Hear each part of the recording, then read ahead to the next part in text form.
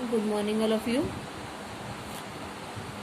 इस video lecture में हम आगे के ये दो क्वेश्चन जो है उससे कंटिन्यू करेंगे। ठीक है। क्वेश्चन है divergence of r to the power n into vector r is equal to n+3 into r to the power n। Second one is del square r to the power n is equal to n into n+1 into r to the power n-2। जहाँ r पे vector का sign नहीं है, that is a scalar quantity. ठीक है। इस particular proof के लिए divergence of r to the power n into vector r के लिए हम ये वाला प्रूफ, ये आइडेंटिटी यूज करेंगे। Divergence of phi a is equal to phi divergence of a plus grad phi dot vector a। आप ध्यान से देख लीजिए। ठीक है। Divergence of phi a, it is phi divergence of a plus gradient of phi dot vector a। इस identity को हम लोग यूज करेंगे। तो चलिए हम आपको बताते हैं कि इसका प्रूफ कैसे करने वाले हैं। ठीक है। ये है हमारा डाइवर्जेंस ऑफ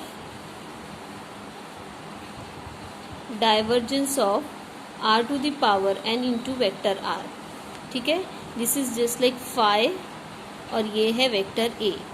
तो आप ऊपर देखिए क्या लिखा गया है, फाई डाइवर्जेंस ऑफ, हम ऐसा ही लिख लेते हैं, divergence of vector a plus grad phi dot vector a।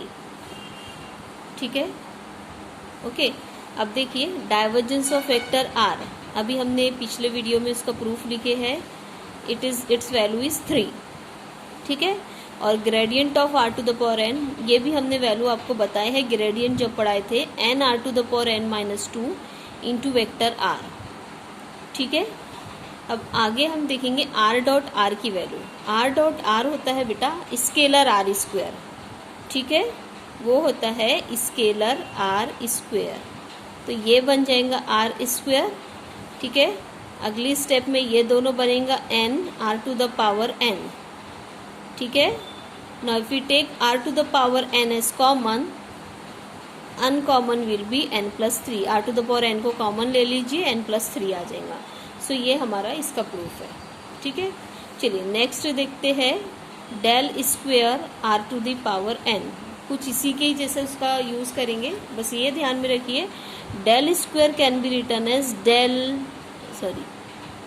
Dot del r to the power n।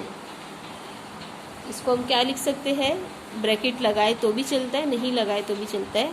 Del square अगर से फाई है तो it can be written as del dot del phi. ठीक है। सेम वैसा ही है, bracket is not so necessary. ठीक। तो अब हमारे पास है del dot, this is nothing but gradient of r to the power n and its value is n r to the power n-2 into vector r। ठीक है। n is the constant quantity, it can be taken out। ठीक है। तो ये बन जा रहा है r to the power n-2 into vector r। We'll apply the same formula, divergence of phi a, phi divergence of a plus gradient of phi dot vector a। Same formula हम फिर से यहाँ अप्लाई करेंगे, जिसके लिए हमारा n जो है वो कॉमन रहेगा। तो ये है phi और ये है vector a। phi divergence of vector a plus gradient of phi dot vector a। ठीक है।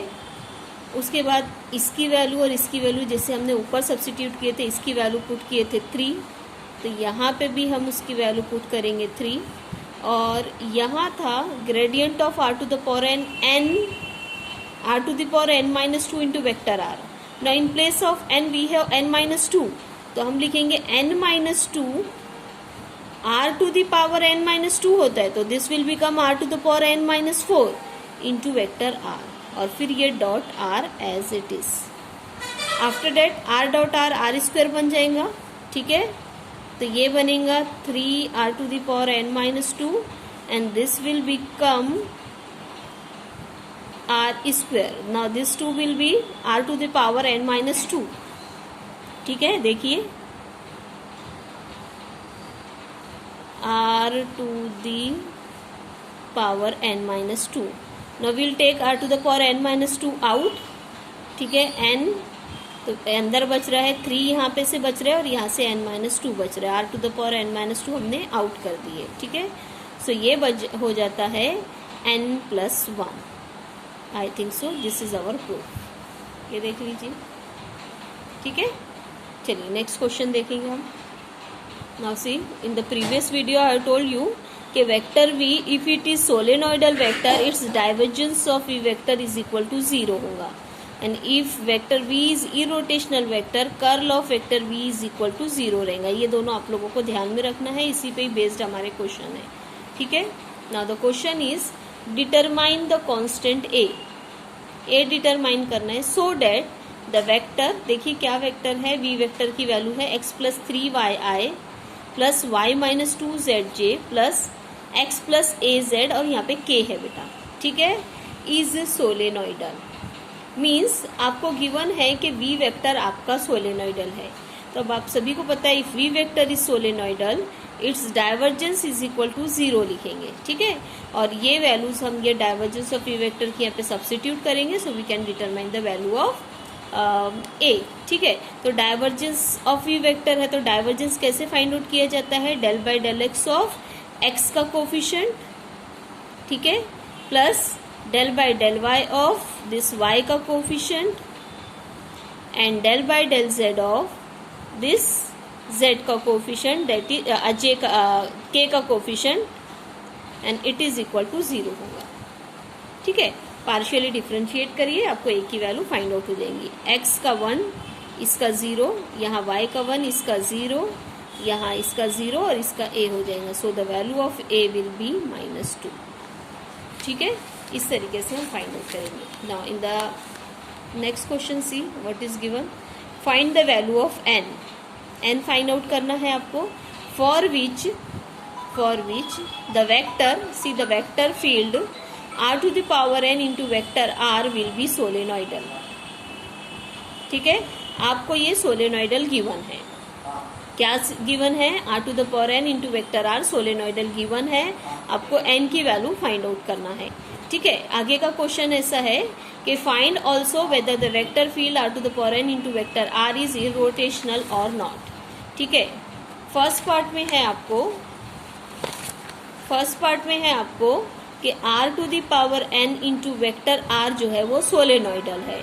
सोलेनोइडल है मीन्स हम इसका डाइवर्जेंस इज इक्वल टू 0 लिख सकते हैं और हम n फाइंड आउट करेंगे। अब देखिए n कैसे फाइंड आउट होगा, divergence of r to the power n into vector r, divergence of phi a का फॉर्मूला अप्लाई करेंगे, phi divergence of vector a plus gradient of phi dot vector a is equal to 0, जो हमने अभी इसके पहले वाले question में apply किए थे।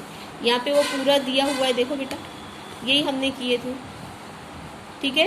यही सेम है बेटा, ये सेम ही है, r to the power n into vector r का ही डाइवर्जेंस आप देख सकते हैं, r to the power n into vector r का। तो कैलकुलेशन पहुंचा है n+3 into r to the power n, बस वैसे ही करेंगे। ये रहेगा 3 हो जाएगा, इसकी वैल्यू हो जाएंगी n r to the power n-2 into vector r, और फिर ये डॉट r वेक्टर हो जाएगा। नेक्स्ट स्टेप में ये r डॉट r स्क्वायर बन जाएगा, जिससे ये दोनों मिलके बनेंगे n r to the power n, और ये is equal to as it is चलेगा, ठीक है। तो ये r to the power n को कॉमन ले लेंगे हम, तो ये बन जाएगा 3 plus n is equal to 0, तो n इज इक्वल टू -3, ये हमारी वैल्यूज आ जाएंगी। ये देखिए यहाँ पे हम आपको बताते हैं, r to the power n it is given that के divergence of this is equal to 0, ठीक है। तो ये हमारा है r phi divergence of vector a plus gradient of phi dot vector a। यहाँ पे इसकी वैल्यू सब्स्टिट्यूट की गई है, इसकी वैल्यू सब्स्टिट्यूट की गई है। After that this 2 will be r square, this 2 will be r to the power n, r to the power n has taken common, so it is n+3, so n is equal to -3। तो n की value find out हो गई। Second part में है कि r to the power n into vector r को irrotational है कि नहीं चेक करो। अब इरोटेशनल है कि नहीं चेक करना है, तो इसके लिए हमको कर्ल कंसीडर करना पड़ेगा, ठीक है। Now see how we can get the proof, curl of r to the power n into vector r consider करेंगे, और कर्ल के लिए भी हमारे पास सेम फॉर्मूला है, curl of phi a is equal to phi curl of vector a plus gradient of phi cross vector a। ये वाला आइडेंटिटी हम यूज करेंगे, phi curl of vector a plus gradient of phi cross vector a। Curl of r vector हमने पहले ही बताया, इसको 0 होता है। Gradient of r to the power n की वैल्यू होती है n r to the power n -2 into vector r, और आर क्रॉस आर यहाँ पे 0 होता है, so it is 0। So we can easily say कि r to the power n into vector r हमारा जो है वो इरोटेशनल वेक्टर है। Okay, C the next question.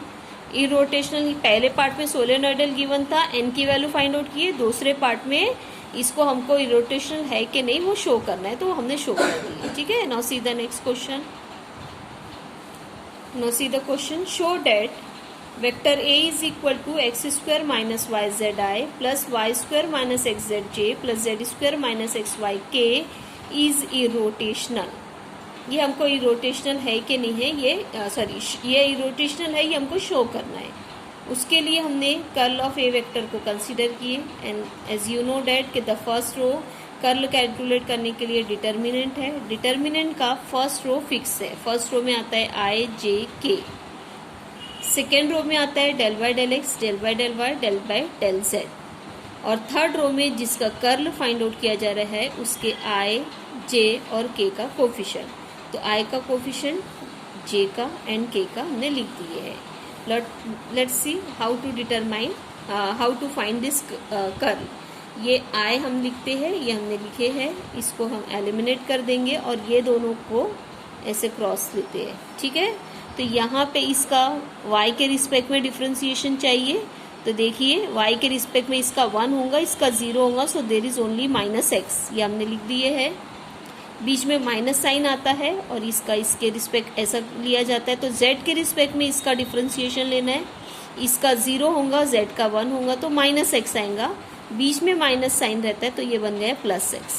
ठीक है, -j लिखेंगे, ये हम इसको हाइड कर देंगे। अब इसका लेंगे, ये दोनों का और ये दोनों का, तो x के रिस्पेक्ट में इसका लेना है बेटा, तो इसका 0 हो जाएगा, इसका 1, दैट मीन्स -y आ रहा है। ये फर्स्ट टर्म इज -y, बीच में माइनस साइन रहता है, +y कैसे बना, लेट्स सी। ठीक है, ये दोनों को देखिए बेटा, z के रिस्पेक्ट में डिफ्रेंसिएशन चाहिए। ठीक है, तो यहाँ पे z का 1 होगा, इसका 0, so it is -y, so +y बन जाएगा, सेम इज दिस। ठीक है, so we have 0i 0j 0k, so it is equal to 0। So we can say के हमारा ए वेक्टर जो है वो इरोटेशनल है। Now I have told you कि if we have any vector, let that vector be V, and it is irrotational, there exist a scalar function phi such that we can write V vector is equal to del phi. I have told you this thing कि अगर say v हमारा irrotational रहता है तो there exist a phi such that v vector is equal to phi. तो ये हमारा आगे का पार्ट सॉल्व करने के लिए हेल्पफुल है। Find phi such that a vector is equal to del phi. ये अगर से गिवन नहीं रहता, हमको सिर्फ रहता कि फाइंड फाई, तो हम A vector is equal to del phi खुद यूज कर सकते थे, बिकॉज ए वेक्टर हमारा इरोटेशनल है। ए वेक्टर इरोटेशनल है तो A vector can be written as A vector is equal to del phi, लेकिन यहाँ पे गिवन है तो हम इसी को ही यूज करेंगे। ठीक है, फाई फाइंड आउट करने के लिए हम ये आइडेंटिटी की हेल्प लेंगे। ठीक है, तो देखिए फाई से कैसे हमें फाई फाइंड आउट होगा। हमारे सामने A vector is equal to del phi, A vector की वैल्यू हमने सब्स्टिट्यूट किए हैं, और डेल फाई की वैल्यू होती है del phi by del X I plus del phi by del Y J plus del phi by del Z K. Please remember कि यहाँ पे हम फाई फाइंड आउट कर रहे हैं। Now we'll equate the coefficient of I J K. तो I का coefficient है यहाँ पे del phi by del X, और यहाँ पे है X square minus Y Z. तो देखिए हमने लिख दिए, हमने this is equal to this लिखने की बजाय del phi by del X is equal to x square minus Y Z लिखे है। ये आई का कोफिशिएंट इक्वेट हो गया। Same del phi by del Y is equal to J का कोफिशिएंट, और del phi by del Z is equal to Z square minus x Y. इस तरीके से हम आई जे और के का कोफिशिएंट इक्वेट करेंगे। एक बार आप अच्छे से देख लीजिए, यहाँ del phi by del x है, यहाँ x square minus Y z है, यहाँ del phi by del y है तो यहाँ पे y square minus x z है, यहाँ del phi by del z है तो यहाँ z square minus x y है। इस तरीके से हम अब इक्वेट कर दिए हैं, तो अब हम इसको इंटीग्रेट करेंगे। Now we'll integrate this. तो इंटीग्रेट करने से इसको x के रिस्पेक्ट में इंटीग्रेट करेंगे, इसको y के रिस्पेक्ट में और इसको z के रिस्पेक्ट में। एक सेकेंड बताते हैं। नाउ सी, हम 1, 2 और 3 तीनों का ही इंटीग्रेट करेंगे। तो यहाँ पे इसको x के रिस्पेक्ट में, इसको y और इसको z। तो देखिए x के रिस्पेक्ट में इसका इंटीग्रेशन होगा 5, x के रिस्पेक्ट में होगा इसका x³ बाय 3। ये कांस्टेंट है तो हमारा इंटीग्रेशन होगा कांस्टेंट टाइम्स x। ना प्लस कांस्टेंट ऑफ इंटीग्रेशन लिखा जाता है। तो कांस्टेंट ऑफ इंटीग्रेशन हमने x के रिस्पेक्ट में करे हैं, तो हमारा constant of integration constant variable का फंक्शन रहेगा। यहाँ वाई जेड कांस्टेंट ट्रीट किया जा रहा है, तो ये वाई जेड का फंक्शन रहेगा। सेम इज हियर, यहाँ पे 5 होगा, ये होगा y³ यहाँ पे y के रिस्पेक्ट में है, ये x और z कांस्टेंट है, तो कांस्टेंट का इंटीग्रेशन होगा कांस्टेंट टाइम y, तो ये हो गया -xyz। और हमारा psi2 कांस्टेंट ऑफ इंटीग्रेशन, तो हमारा y वेरिएबल है, यहाँ x और z हमारा कांस्टेंट ट्रीट किया जा रहा है, तो इसलिए psi2 हमारा x और z का फंक्शन होगा। इसको इंटीग्रेट करेंगे तो ये 5, इसका होगा z³/3, यहाँ पे कांस्टेंट टाइम्स z, और हमारा कांस्टेंट ऑफ इंटीग्रेशन आ जाएगा x और y का फंक्शन। यहाँ z के रिस्पेक्ट में किए तो xy, यहाँ y के रिस्पेक्ट में करे हैं तो xz, यहाँ x के रिस्पेक्ट में करे हैं तो yz। ठीक है, अब देखिए ये हमारे पास फाई की वैल्यू आ गई है, लेकिन हमारी फाई की वैल्यू में ये कांस्टेंट है, तो अब हम ये कांस्टेंट की वैल्यू डिटरमाइन करेंगे। अब कांस्टेंट की वैल्यू हम कैसे डिटरमाइन करेंगे, this is very much important, so listen carefully. ठीक है, now we have to determine this value of psi1। तो इस psi1 की वैल्यू फाइंड आउट करने के लिए हम ये दोनों इक्वेशन, ये वाली इक्वेशन को ये दोनों इक्वेशन से कंपेयर करेंगे। ठीक है, psi1 की वैल्यू डिटरमाइन करने के लिए इस इक्वेशन को ये दोनों इक्वेशन से कंपेयर करेंगे। ठीक है, तो लेकिन एक चीज का ध्यान रखेंगे, psi1 should be independent of x, वहाँ x नहीं चाहिए हमें। ठीक है, तो अब हम psi1 की वैल्यू फाइंड आउट करने के लिए सबसे पहले ये दोनों इक्वेशन को 1 बाय 1 देखना शुरू करेंगे। ठीक है, अच्छे से देखिए, लेकिन वही टर्म देखेंगे जिसमें x नहीं है। तो आप देखिए, ये इसमें भी x है, इसमें भी x है, इसमें x नहीं है। ठीक है, इसमें x नहीं है। अब हम देखेंगे कि क्या ये टर्म यहाँ पे प्रेजेंट है। Now this term is not present here, so will write कि psi1 के वैल्यू होंगी, psi1 की वैल्यू नहीं, psi1 is a term containing, psi1 में ये y³/3 टर्म भी हो सकता है। ठीक है, अब और इसका कंपैरिजन हो गया है, अब इसका कंपैरिजन करेंगे, वही टर्म देखेंगे जिसमें x नहीं है, इसमें x है, इसमें x है, this term does not contain x। अब लेकिन ये टर्म मिल तो गया, लेकिन ये टर्म को देखेंगे कि क्या यहाँ पे है, नहीं है। दूसरा ये ऑलरेडी लिख तो नहीं चुके, नहीं, वो भी नहीं है, तो ये हो जाएगा z³ तो इस तरीके से psi1 की वैल्यू है हमारी y³ plus z³। Same comparison एक बार और सुनिए। अब हमको psi2 की वैल्यू फाइंड आउट करना है, तो इसकी वैल्यू फाइंड आउट करने के लिए ये दोनों के टर्म को सर्च करेंगे और उसको इससे कंपेयर करेंगे। ठीक है, तो देखिए, अब इसमें psi2 की वैल्यू फाइंड आउट करने के लिए उसी टर्म को लिखेंगे जिसमें y नहीं है। ठीक है, तो चलिए सबसे पहले इसको देखेंगे, फिर इसको देखेंगे। ठीक है, जिसमें y नहीं है, इसमें y है, इसमें y है, but this here there is no y। लेकिन ये टर्म क्या यहाँ पे ऑलरेडी प्रेजेंट है, नहीं है, तो ये हो जाएगा x³/3, हम यहाँ पे लिख सकते हैं।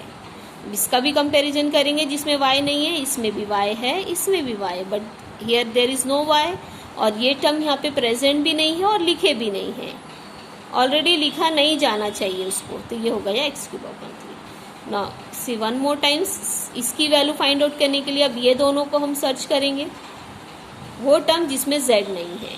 ठीक है, ये इसमें भी z है, इसमें भी z है, but here is no z, लेकिन ये टर्म क्या यहाँ पे है, नहीं, तो x³/3।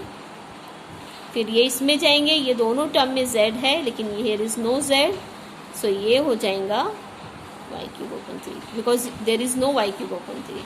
तो ये psi1 की वैल्यू है, ये psi2 की, ये psi3 की, तो हेंस अवर 5 विल बी, कोई भी एक इक्वेशन में आप वैल्यूज को सब्स्टिट्यूट करें, that will be your required by.